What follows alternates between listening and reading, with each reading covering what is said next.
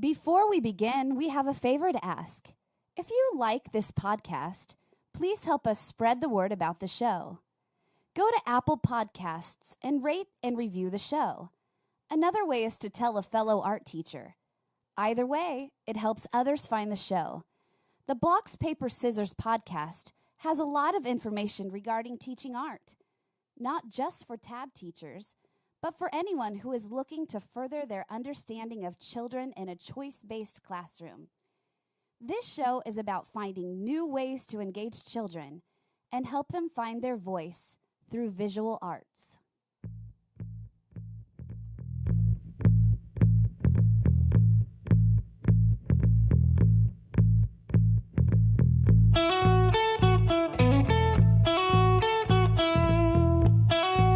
Welcome back to the Blocks, Paper, Scissors podcast. I'm Clark Freilich. This is the second podcast of our series, Conditions of Creativity. This series will focus on the conditions that promote creativity in the TAB classroom: autonomy, play, collaboration, risk-taking, and time. In this episode, Clyde and I sit down and have a conversation about play. All right. Clark Freilich's ongoing project. We're playing. Blocks, Paper, Scissors, the baddest art education podcast around. It's the only TAB podcast around. We Welcome to episode 16. The experiment continues. Welcome. Welcome. In our last podcast, we were talking about the elements or the conditions that conducive, or where creativity is conducive. Yes. We covered autonomy and giving kids unstructured time. It's interesting and fascinating to see what they do with that with that autonomy. And as a teacher who is ready to unleash the genie in the bottle, are you prepared to accept idiosyncratic behavior? That's within the realm of acceptable behavior, but, Right. Some children, their fallback, their base behavior is play. From my mind, that's a good thing. They're biologically hardwired for play. So today I thought we would kind of hit on play as a topic, and, that's how children learn. Now, I teach elementary. I teach kids age 5 to 10. Uh-huh. There's a lot of play that happens in my classroom. No question. And I think that is one of the ways, or probably the best way, that children can learn, as opposed to Time on task. Worksheets. Charles Dickens' workhouse. Sitting quietly. Please, sir, may we have some more porridge? More porridge? You want more porridge? After your tests are taken. Well, that's a heavy weight for a 7-year-old. Or even a 5-year-old, to make sure that, that they're allowed to. They come in to a situation in school that most of them are unfamiliar with, in having Yes. to sit down and listen for a long period of time. The child is 36 months removed from, being in their mother's arms for the most part. They're 36 months removed from being just, learning how to walk. And here you put them in kindergarten, first grade, second grade, into this institutional setting, and it's a very dramatic shift from being in the loving arms of well, let's hope that you have loving arms at home, because that's necessary for normal childhood development. But when you take a child from home and put them in the school, they're immersed in the institutional setting of K-12 ed. And it can be psychologically stressful for a lot of kids, just getting used to school, but thinking about the rigidity of the schedule. And now some people would say, well, they have to get used to it. And I say, you are not sensitive to the delicacy, the delicate dance of childhood and child development and the needs of the child. Thinking about children's physical needs. They can't run and play for the prime time of the day. They're inside a restrictive environment in a schoolroom, and they are learning through bodily kinesthetic imaginative play. They're hardwired for that, and here we put them in this institutional setting where they're in, sterile rooms and sitting at desks doing information processing tasks. I want to read to you this paragraph from Growing Up Creative. It's a book that I picked up. This was written way back. I think this was the first book that Theresa Amibile wrote. Yes, Theresa Amibile. So this is copywritten in 1989. So creative homes are often noisy and playful. It is through play that kids learn, challenge themselves, and discover their strongest interests. Research has shown a direct connection between playfulness and creativity. Children who have spent time playing tend to be more creative on tasks they do immediately afterward than kids who go directly from one task to another. The important point to remember in playing with children is to avoid over-controlling.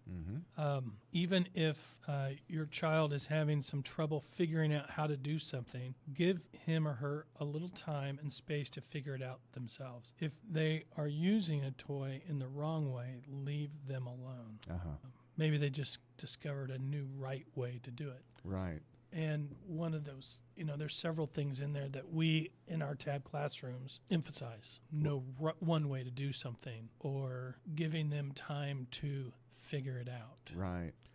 Letting them struggle with a new skill, new material. And I had a kindergarten student last week. She has been making masks and just paper masks and tying strings. And she's made 2 of them. And then this last time I had her in class, she was upset that it wasn't working. And so she was upset that her mask wasn't working, and I was talking to her, trying to figure out why it wasn't working. What is it that doesn't work? And she couldn't figure it out. And she was going to, you do it for me. And I'm like, honey, I'm not going to do it for you. I'm not going to do something that you can do yourself. You made 2 of these before, and they worked fine. What is different in this one? And she was crying and trying to... Mean art teacher. Yeah. Using tears to get me to do it, and I refused to do it because I know she could do it. And so we'll see what happens when she comes in next time. But kids have to have that struggle. They default to having the adult do it. Yes. And that's not what I want to teach. I want to teach independence. Yeah, that's problematic. You touch on something. I'm going to diverge just a little bit from play, but thinking about, children's their default is to go to the authority figure and ask for the answer instead of figuring it out or searching on their own. I cannot tell you how many times I have people come up to me, students, how do you do, what do you do here? What's the answer to this question? I'm like, well, have you looked for it? No, it's easier to come to you and ask you. And so I think that's problematic. The child who is not used to the struggle, they're not used to finding their own answers, will become, has a dependence on authority. So your concept of your idea of diverting really isn't diverting, because that struggle is where kids play. When we sit down with a problem and we figure it out, we play with solutions. Just like artists play with materials or play with an idea. Right. Before they get into whatever they're doing, they will play with those colors. They will play with the materials to see how they are working. And that part of play is really important to finding your voice and finding how you want to do things. So play is one of those very important things that I know a lot of teachers will shy away from, because it could be loud. Yeah. It could be they give a more control Yeah. when kids play? And what's the difference between playfulness Yeah. or play and, serious play? Some people want to say serious play. Well, all play is serious Mm-hmm. to a child, but trying things out, experimenting, trying to look at things in a different way is all part of play. Absolutely. Yeah, deep use of the imagination during play. The imagination gets a workout. The body should get a workout too. Thinking about Stuart Brown and his work with play. The Institute for Play and his advocacy for more play in childhood for children. The Tab Art Room can be that special place where play is a primary mode of action and doing and creativity. And I remember when I was teaching at New Palestine Elementary not too long ago, it was a noisy room, and that bothered some teachers, and they didn't realize that I was promoting play with art materials and promoting conversations amongst children. And so I had to educate people, administrators and other teachers and parents that, this is serious. This is a serious experience in the children's educational development and intellectual development. And, the Block Center became a super hot place. I remember one day you sent me an email. You said, I got a gift for you. This is like 2007, I think, 2006, 2007. One of your parents gave you like 3,000 blocks, and you split them with me, and you gave me, it was like 1,500 blocks. And once we opened up the Block Center in my room, it was magic. We had kids planning during recess what they were going to do in art class because they could get their hands on those blocks. And, of course, they were building block towers. And it was about 6 years removed from 9/11. And, of course, everybody was still dealing with 9/11. And the older children who had witnessed it on television, were building block towers and dealing with their anxiety about that event through play in the art room. But we had other kinds of play going on. We had a puppet theater where we could do puppet play, and we had also ways of integrating play was with group drawings. We had, remember you and I were doing research in Boys' Secret Art, and we would roll out these big pieces of paper, and the boys would do battle drawings on, I'd have like 8 boys would all grab drawing materials, and we'd roll out a big piece of butcher paper on the large tables, and they would all, they would reenact World War II battles. And other battles. And of course, some of the kids, this is during the Iraq War and the war in Afghanistan, and some of the children's parents were deployed overseas. So they could reenact battles on paper and could, play with concepts of war. And for many of them, it was very significantly gratifying and satisfying for them to come to art class and do those kinds of play-related activities. It's funny you mentioned that, because I was thinking the other day while observing my class that I don't see a lot of that type of play or drawings as much now, because we're so far removed from the Desert Storm and those type of when we were actively involved. I mean, we still have kids whose parents are in the military, but not to the extent that it was then. Yeah. So I don't see that a lot in my classroom. I still see a lot of play with tanks and planes and things of that nature, but it's not to the extent that it was with the drawings and the battle scenes that the kids would draw. Kids seem to be more focused on Fortnite. Yeah. Some people don't allow that in their classroom. It's just part of the kids' world right now. Yeah. 2 years ago it was Minecraft. Yeah. And I'm sure whatever comes next will replace Fortnite when they get sick of Fortnite. Yeah. 5 years ago it was Angry Birds. That's the kids' culture. That's where we have to meet them. You're right. And we can't limit them or say they can't do things. Because that's putting a damper on their imaginations. Yeah. And so we as the teachers have to be thoughtful and thinking, I might not like it as a teacher. Right. That's me. But that's, I don't, but because all they want to do is the dances. Maybe.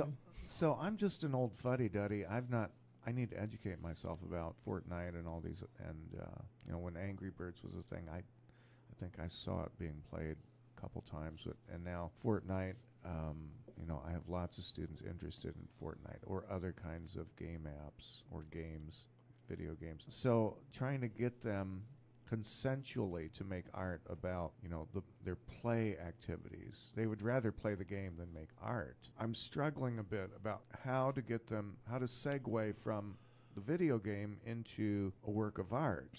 And can we draw pictures of our characters that we're assuming in Fortnite? Or can we, what are some other ways we can create art that are related to our gameplay? Because I realize how strongly they are connected to the video game. Some of them so passionate that I'm concerned that they are addicted to the game. I'm trying to be reasonable with some of my video game players, and I had a conversation with Professor Ronnie Rohr about this on Tab Educators, and I was expressing my concerns. She came back with some information from her son, who's a game designer, and there's tremendous benefit from playing the games and intellectual benefit. But having said that, my concern was that when you come to art class, you should be able to still make art related to the game and use your interest in the game productively and creatively to create some kind of image or expressive art related to your interest in the game. So having said that, I did, as soon as I had that conversation with Ronnie, I observed some of my game players making drawings related to their characters in their video games. Or even collage. I think collage might be another way, because they might not be comfortable in their drawing abilities, but yet could do screenshots or whatever to create their own images. Right. Using what's already there. And that was my suggestion to several of them. I said, I realize you're fascinated with this game, and if I were to take their PDA, their personal digital appliance, away from them, their cell phone, then that's the third brain. You have the right side, the left side, and you have the phone. If I take that phone away from them, they automatically unplug and they just go into despair. And it's like you said, it's their third mind, their third brain. They are connected semiotically, or I should say emotionally. They're attached to those cell phones. So I could just put their cell phone in cell phone jail, take it away from them. But I don't. That's a part of their consciousness, it seems like. They really do identify, and those are really part of them. It is. It is a part of them. And so, as in your case, in high school, that's another layer of that you have to deal with. Yeah. That I don't have to deal with much in K4. Yeah. I see it a little bit. The bell rings, kids pull out their devices, and in our school we're 1-to-1. It seems like the kids are always on some type of device. Yeah. So I've tried to lessen that a lot in my art room by removing the devices and just letting kids play with their hands and getting their hands dirty. And over time, the requests for iPads and things like that have decreased. I use 2 iPads. I have an iPad stand for documentation of work using the app Seesaw. And then I have one iPad mini that I use with kids for 3-dimensional work for Seesaw. The only thing we use it for is Seesaw. I haven't got into green screen yet or stop motion yet. And here we are playing with technology now. We're in video editing, video creation. I was pleasantly surprised to see. I'm always happy when and my suggestion to people who like to use their cell phones in my room is to make good choices with them. I'm trying to be reasonable and reason with them and allow them to make choices. I think that's why we work with choice. Well, if we make all the choices for the kids, they're never going to learn how to make the right choice. Right.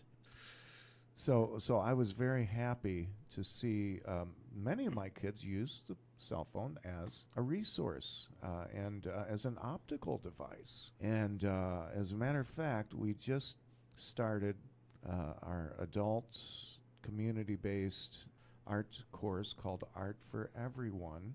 That started last Tuesday, right before the cold wave hit us, and it was like the temperature was 9 degrees outside, and we had that's bikini weather. 13, yeah, bikini weather. We had a wind chill of about 15 below, and we had 13 people show up. Our first Art for Everyone. We had there was 6 adults. And the rest were children between the ages of 16 and 6. Wow, 6-year-old? And they were all now we were all using we were using our cell phones for research in that class, and we use cell phones in our regular classes for research or as optical devices. And people pull up images on their cell phone, and they use them as reference or to draw from them. You and I are doing that at the Indiana State Museum right now. We use our cell phones all the time. It seems like we're taking pictures of the subject that we're working with right now. Is it still a secret, or can we say what it is we're working on? I've been telling everybody what we're working on, so I guess it's not a secret. So what we're trying to do is recreate in cardboard a 20-foot long mammoth, or I'm sorry, a 20-foot long mastodon, and try to make it life size. And there's a fossilized version down in the first floor of the State Museum. You and I are going down there taking mini field trips, almost in like a play mode, and taking photographs with our cell phones, taking them back up to the 3rd floor gallery, and using those as reference points or reference material, the photographs that we take, and using those photos to guide our creative action. Because we don't have an instruction book to go by, so we're just playing. Every move is like a play move. So we're just playing along, building this cardboard monolith. We're writing our own instruction book, and that's what a lot of kids do when they're playing. They write their own instructions. Right. And if we show them one way of doing it, and I know when I show kids, I said, this is one way of doing it. You can do it this way, or if you can come up with another way. We are certainly open to see how you do things. Yes. I remember when I was showing, this is when my daughter was in elementary, and I can't remember, we were doing something. I think the steps that I used, there was like 6 or 7 steps, and my daughter was able to do it in like 2 or 3. And she goes, well, here's how I do it. And at first I wanted to say, no, that's not how you do it. But this was a while ago. This is when I was new to Tab. And she definitely showed me that my process was long and winded compared to her process. You're an but old man. She came up with the right way of doing it. You had the old man's way. My way, which was locked in and old, and hers was new. So there's always new ways of thinking, and we just have to be open and flexible to allowing that to happen in our classrooms. And a lot of that comes through play and playfulness. Right. We have benefited over the years from meeting up with lots of art educators who are play advocates and masterful at play. And I'm thinking of our good friend George Szekely. Yes. And I have several of his books. He's a prolific author, has many books. If you get a chance to visit with George, and or if he's visiting you, he always has a container, typically a suitcase, filled with toys and items for play. Thinking about my own room, George had a huge influence on me. I'm like a rat pack, but if I see something that we can use as an object for play, and I'm thinking about my blocks and marbles and microscopes, string, yarn, cardboard, hot glue, tools. I'm thinking about the tools as construction items, but they're also objects for play and playful use. Although you don't want to really touch hot glue while it's hot. But dolls. I love to have little dolls and use them. I used to have a box of toys in my elementary art room, and the kids would just, some of the children would just love to visit the toy box. And there would be after my daughter grew up, I took her dolls. My wife was really mad at me. Maria's like, "Where's all of Kelby's dolls?" I said, "Well, they're at school right now being used." And but the children, they would draw them or make clothing for them or use them in puppet shows. And he uses a lot of performance yes, in his teaching, and that's one of those things of play is the performance side of it. Yes. And you have to be comfortable performing certain things to get firing kids' imaginations. Yes. I know that he always, in some of his books, he's looking at how kids play in every part of their lives, be it in their bedrooms or in the bathtub, or in the kitchen or doing chores. Yes. And how they consistently play and find ways, either of making it fun to do or just using their imagination. When you're in a play state, you're in a very advanced state of fantasy, where the imagination is enhanced to a high degree. So if you can imagine something and then act out on it, and you get used to doing that, that's a major intellectual skill. If you can realize an imaginative idea in 2, 3, or 4 dimensions, think of the power you have later on as an adult if you can do those things and apply that creative imaginative skill in other fields or professions. How important the skill is derived from play, the use of one's imagination. Yeah, before we wrap up, I want to... Is it time to wrap up? Well, no. I want to talk about how we encourage play or playfulness. I mean, we've hit it, but there's some specific things that we do or can do in the art room, yes, or in the TAB classroom to encourage that. And just how are some of the ways that you encourage play in your students? And you have older students, your high school, and so play looks different to you than it does in my classroom. For those high school listeners out there, how do you encourage play in Mr. Gau's awesome art room? Mr. Gau's messy art room.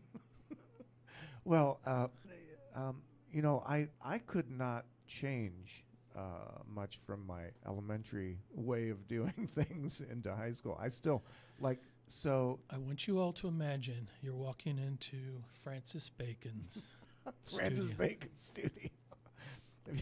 Have you seen the photographs of Francis Bacon's studio? Absolutely. That's why I was giving a visual reference. That's quite a studio. And so is one of his countrymen, Sigmund Freud's nephew, Lucian Freud. He's got his studios are like he flicks paint on the walls. While he's painting. You have your space that works for you. But my studio is a little bit cleaner than your studio. But I don't clean it; the kids clean it. So that's good. Kids play when they clean. So as long as they're cleaning it up, the less I have to do. Yeah. But back to your studio, and how do you encourage your students to get into that playful mode? I play right in front of them, and which is the typical tab classrooms sequence. You have introductory announcements or lessons, and we're getting into cardboard construction. I cannot tell you how many times I have made cardboard airplanes or cardboard spaceships or cardboard dinosaurs and done like a dinosaur fight in front of them, and it's of course I can make sound effects,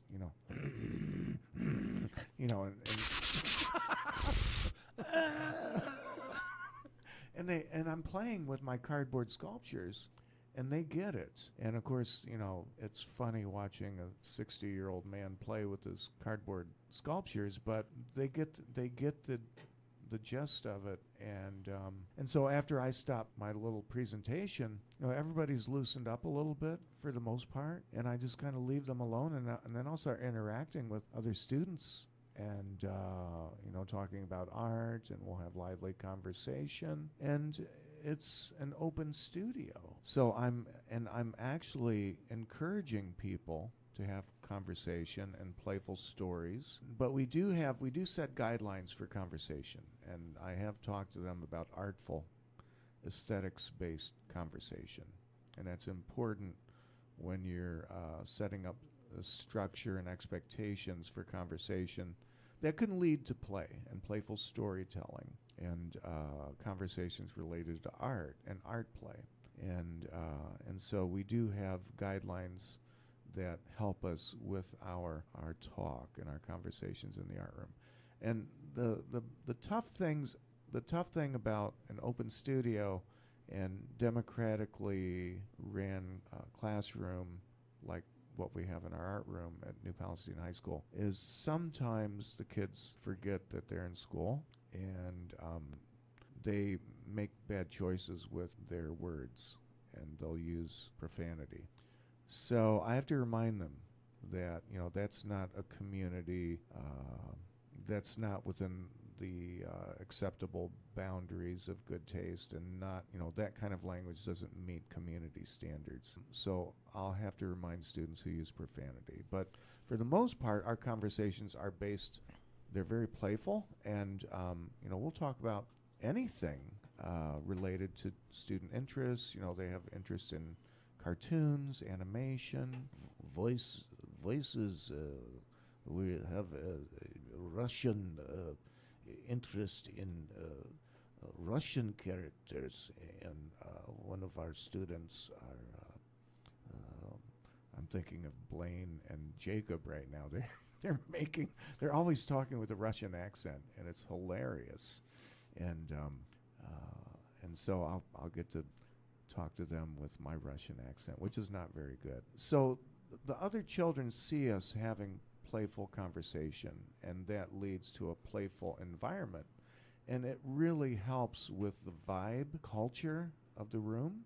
When the teacher is accepting of idiosyncratic play and playful storytelling, I think it creates a wonderful creative environment, and that's how we have a lot of conversations that are playful, and that leads to more play. Yeah, in my classroom, because I teach K4, it's a lot easier to get those kids involved because play is such an important part of themselves at such a young age. Yeah. And as you They're know, hardwired. they're hardwired. And, you know, Picasso said all kids are artists, right? And how to keep them that way. And sometimes, you know, they start losing that, their societal pressures to not be so playful. In my classroom, you know, you mentioned blocks earlier. We always have blocks because block play is very important, not only to the development of children, but just trying to figure out things with pattern and balance. Right. And the mathematical, logical benefits right. of block play. So I have blocks, and not just large wooden blocks, which are different than the small interlocking blocks like Legos. I have magnet blocks that stick together with magnets. The kids really like those because they're very colorful, clean, and a lot of times block play leads into story play. Yeah. And using imaginations, and you know, that's important in my classroom. And then another thing that I really try to promote is curiosity. Yes. Just putting Stay curious. something out there that's going to make them ask, what is that, or why? And so every once in a while I'll put something out, you know, like you said, the microscope.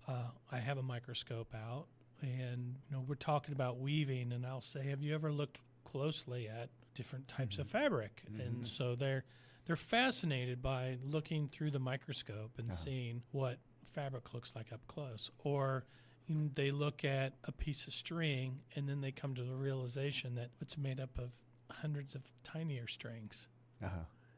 I know sometimes I'll put out art games that they can play, developing our own art games. And I know you do art traps, which is, you know, again, you're tapping into the curiosity. What is this material, or why are they set out? Okay, remember when we do art camps, they're like total experimental laboratories sometimes. And your spinning game that you created, we still use that whenever we need to. But that's like that is fascinating for many kids who are stuck on creativity, and I'll have fun demonstrating it. I'll say, look, you don't even have to think. Just spin the wheel, and it tells you what to do.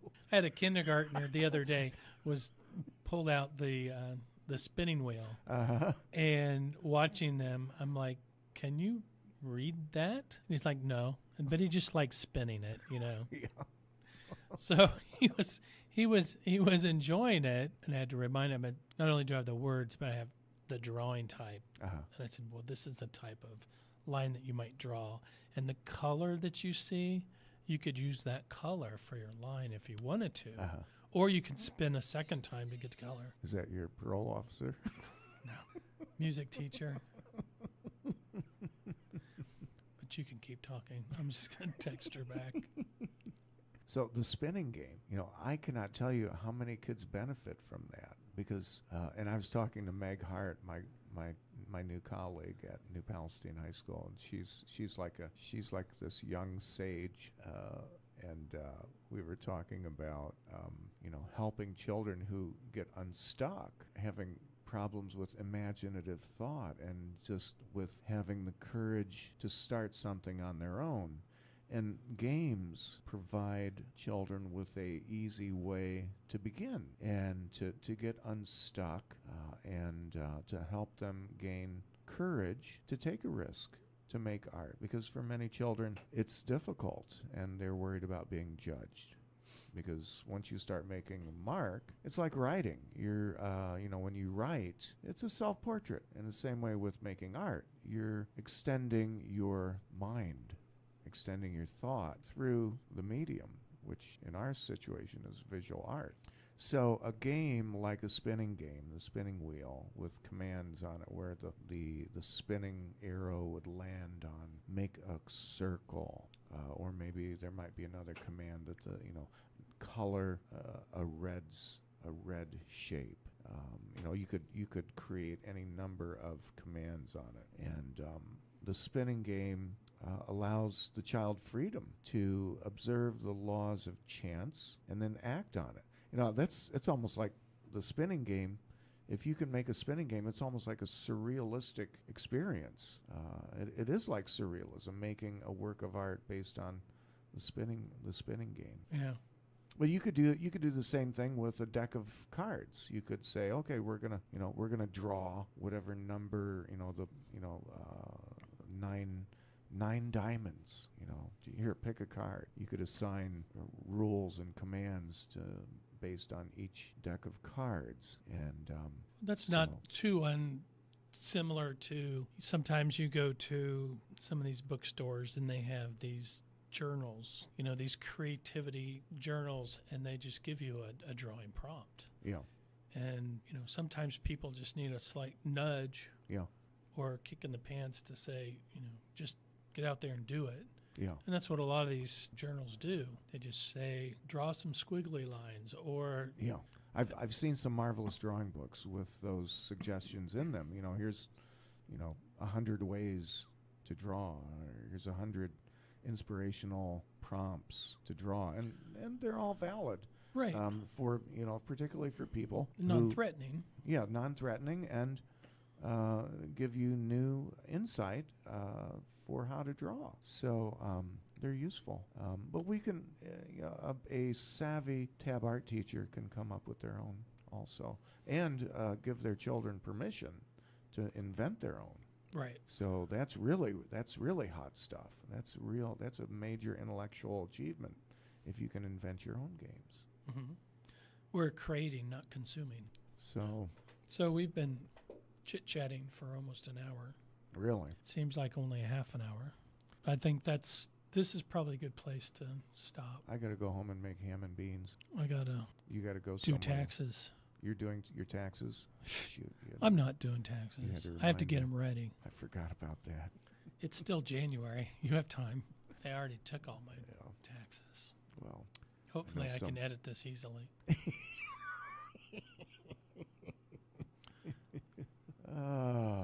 So if this sounds any different than our previous podcast, that's because I am playing with... You crashed your computer. I crashed my computer, and I'm playing with a new recording setup using my iPad, and we're trying it out. We'll see if it works. We don't have your usual capability. We're on something different this time. That's the problem with doing a podcast, is you don't know what it's going to sound like till it's over. And it might, we might have to have this conversation again. Oh, no. But it'll be more playful next time. I'm sure it'll be just as high quality as this one was. Well, we just kind of touched on play. I mean, there's so much related to play, and how important it is to have a space to play, to integrate it into the curriculum, and for the school to be responsive to children's needs and desire to play, and to have it integrated into the curriculum that way makes the school a more desirable place. Right. It really goes into the culture of the school. What was it that Buddy, what's his name? Oh, yeah. The gentleman from Eminence. From Eminence High School. They're either running to you or running away from you. Right. And we want our kids to run to school. Right. We want them to love learning. Buddy Berry. Yes. Play can play a vital role in that culture shift. Yes. Are we going to beat them over the heads with tests? I say that now because it's January, February, and it seems like that's all our kids are doing, starting to get into, test season. We didn't even really talk about the ameliorating benefits of play for children who have experienced trauma in their lives. Active play is so beneficial to the neurological system and to intellectual growth. Mm-hmm. So we just can't get enough of it. That's true. I'm not an expert, but I know what works. Yeah, we've done our action research. We know what a good thing is, and we keep supporting it in our classroom. You got anything else good you want to talk about? We've got it's supposed to warm up. It's supposed to warm up. We got to get our mastodon finished. I got to work on the tusks maybe today. Yeah. Oh, what I wanted to mention. I was looking, George. Szekely?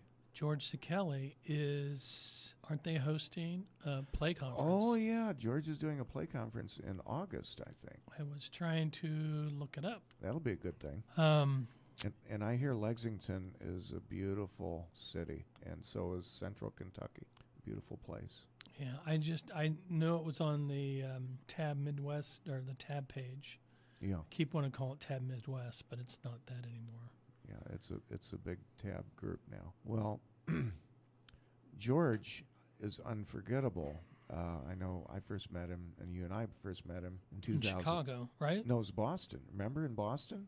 Okay. In 2005? Yeah. Met him in Boston, and then the following year. He pulled out a suitcase, and he opened up his suitcase, and it was like packed with art and toys and play material. I was like, holy smokes. He's a serious play artist. And I will never forget my first meeting with George. Anything else coming up?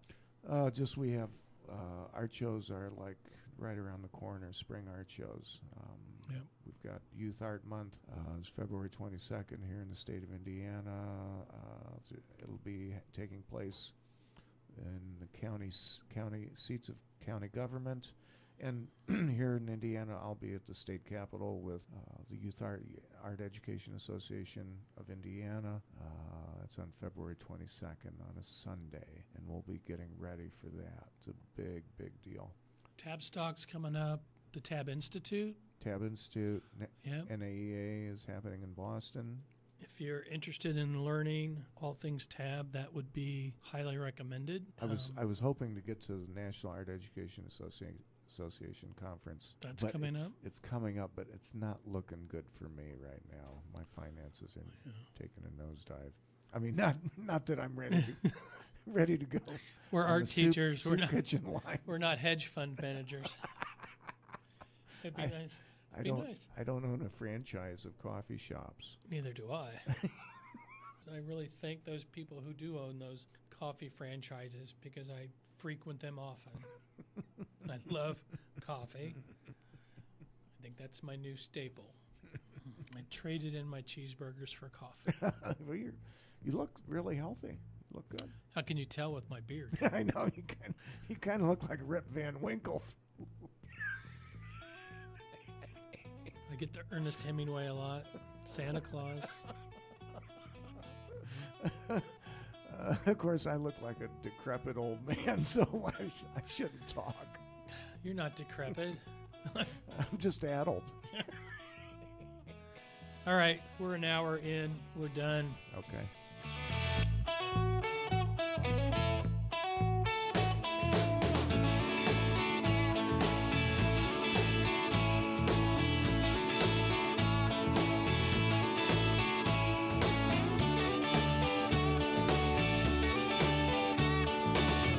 Thank you for listening to this episode of the Blocks, Paper, Scissors podcast. The Blocks, Paper, Scissors podcast is available from Podbean and iTunes. Just a special thank you to the East Hills for their generous permission to use their music for this podcast. Thank you. You about have to be all your life. You done what you're told.